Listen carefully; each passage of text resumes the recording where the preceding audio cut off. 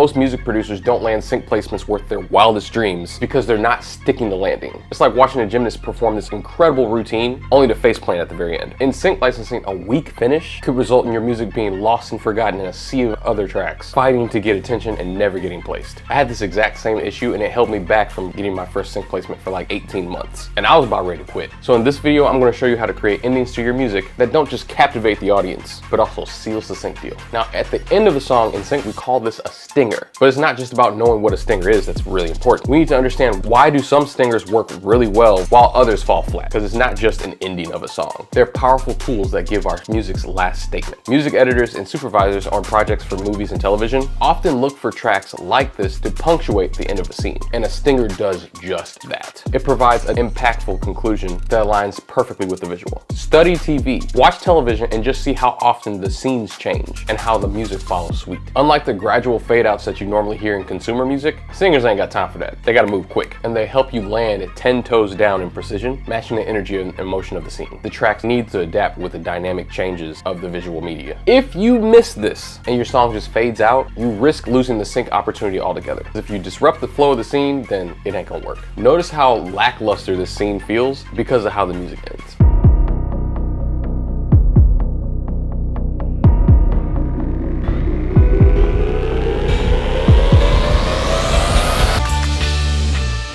That's the power of a stinger. Each stinger can leave your audience in suspense, excitement, or just giving them a sense of closure. It's like the final pose of a gymnast after they do their routine and being like, oh yeah, I meant to do that. And this is what 90% of most music producers completely gloss over. When you're making your stinger, take time to think about the emotion you want the audience to leave with after hearing it. Your choice can elevate the track from being just good to being completely unforgettable. But what if you've been making stingers all this time and they don't actually work? In some forms of gymnastics, if you land with a smile on your face, you actually get points deducted from you. Those flawed moves or techniques can have you sidestepping away from sync placements. We talk about this all the time in our private community as far as things to avoid, and here are the most common ones we talk about. Like a gymnast's final pose, it should be clean and impactful. So don't clutter it with too many elements. It's not necessary. Keep it straightforward and memorable. The beauty of a great stinger is simplicity. Next, I want you to listen to this upcoming track and figure out what's wrong with the stinger. Could you hear it? It sounded like the gymnast sticking the landing too late, which is terrible for your knees. You want this to just feel right and seamless. So watch out for timing issues, because a stinger that's too long or too short can disrupt the flow, and we don't want to disrupt the flow. Now, what about the context of the emotional climax for a gymnast's performance? Your landing should leave the listener feeling something. It's the final note of your musical story, so we need to make it count with purpose, because the common mistake that normally happens, most music producers ignore that emotional impact. So what I like to do personally is add a riser, some type of white noise to build tension, and then having that stinger land would be the release. This helps your stinger feel more natural and not like an afterthought. A gymnast does the same thing with cohesion of their routine. Everyone likes continuity. Inconsistency is a huge red flag when coming up with new stinger ideas. You want to try to avoid this at all costs. Like this.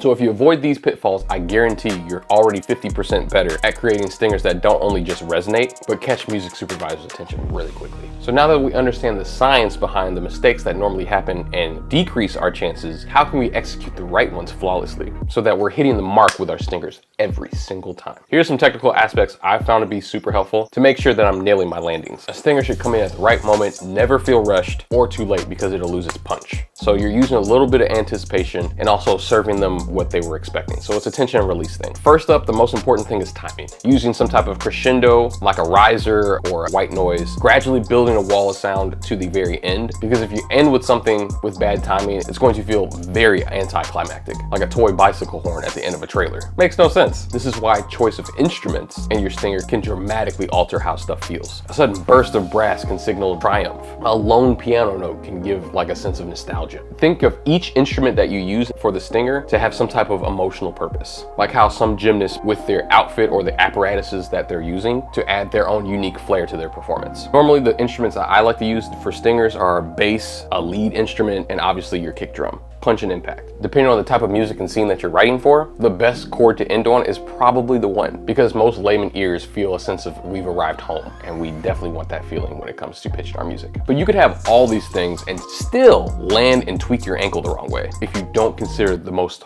important thing when it comes to making a stinger for the best possible sync placements. And this is actually shown in the strategy of choreographing a routine like a gymnast. And this is through the contrast of dynamics. The shift from loud to soft, or vice versa, can create a very powerful emotional response. Like the contrast between a high flying leap and a gentle landing in gymnastics. Looks very cool. Make your song stand out to music supervisors. Sync placements, anyone? But mastering the art of a stinger ending is just the beginning, because if your music isn't interesting enough, the sync rep's not going to even listen to the entirety of the song in order to get to the end. So it won't actually really matter, will it? So if you really want to make music that is built for sync so that they can actually hear the cool ending you just came up with, check this video out here.